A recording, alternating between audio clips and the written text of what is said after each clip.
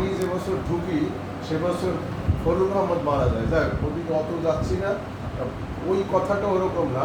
আবুল বছর আহমদকে আমি দেখি না, কিন্তু এর পরের ব্যাচ যদি ধরেন আবু সাইদ চৌধুরীকে দেখেছি। আবু সাইদ আমাদের ঢাকা বিষয় পড়ায় যে ডিসিশনারি বড় দায়িত্ব ছিলেন। এরপরে যদি আশরাফ সিদ্দিকের সান্নিধ্যে বহু দেশে গিয়েছি, বহু জায়গায় গিয়েছি। রাত্রি যেমন আশরাফ সিদ্দিকি থেকে কবি আব্দুস সাত্তার সহ যদি বলি লতিফ সিদ্দিকি পর্যন্ত টাঙ্গাইলের বহু মানুষের সংখ্যা বসা। যেটা বলছিলেন যে এটা এগুলো বলে ওই যে ওই চারটার একটা মানে সান্নিধ্য, সান্নিধ্য ঘরে ঘুমিয়ে থাকলে সান্নিধ্য হয় না। যে বেশি বিচার আজকের সময় আপনারা বরাদ্দ করে ব্যয় করে খরচা করে অন্য একটা বাদ দিয়ে এখানে যে হাজির হয়েছেন না বলে পরস্পরের সাথে নতুন মুখ দুজন যুক্ত হয়েছে, পরিচয় ঘটেছে, এটা আবার সেই পরিচয় প্রলম্বিত হবে, আরো দীর্ঘ হবে, বারবার হবে, এইভাবেই তো মানুষের সাথে। বিষয় হলো যে এই আমাদের সাহিত্য এই আপনারা যেভাবে বলছেন এগুলো ঘরোয়া, আপনি যদি লিটারারি গভীর আলোচনা করতে চান এই সাহিত্য দ্বারা কে কি অবদান রেখেছে বা কিছু।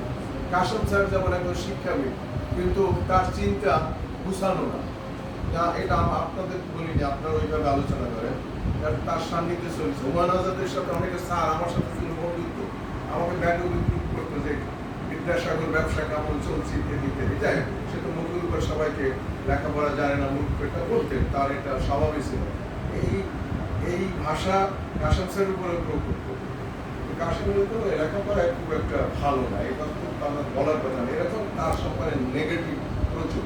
কিন্তু ওনার যে গুণটা যেটা বলছে বড় পুঁজি, যেটা সহনশীলতা, সহ্য ক্ষমতা, দীপনের মৃত্যুর পর তার উক্তি, এক ভদ্রলোক গুলিতে মারা গেছে, দোকানে মেরেছে, দেখ সেই ঘটনা। যাকে পিতা হিসাবে মাহমুদ আলম হানিফ একটা মন্তব্য করেছিল, আমরা খুব ব্যথা পেয়েছি, যে রাজনৈতিক মন্তব্য যেগুলো আমাদের মন্তব্য নয়। যে সাংবাদিকরা জিজ্ঞেস করছিল যে আপনি কি এর বিচার চান মানিকপুত্র হত্যার, তখন বলছে না, এদের শুভবুদ্ধির উদয় হওয়ার যে একটা বাণী খুব মানুষের আলোড়িত করেছে, বিচার চেয়ে বিচার হবে না, তো ওই দিকে গিয়ে তো লাভ নেই, এই দৃষ্টিভঙ্গিতে বলেছেন। মাহমুদ আলম হানিফ বলছিল যে ওই অধ্যাপক সাহেব ওনার বিএনপি করে এইসব নড়িয়েছে এরকম।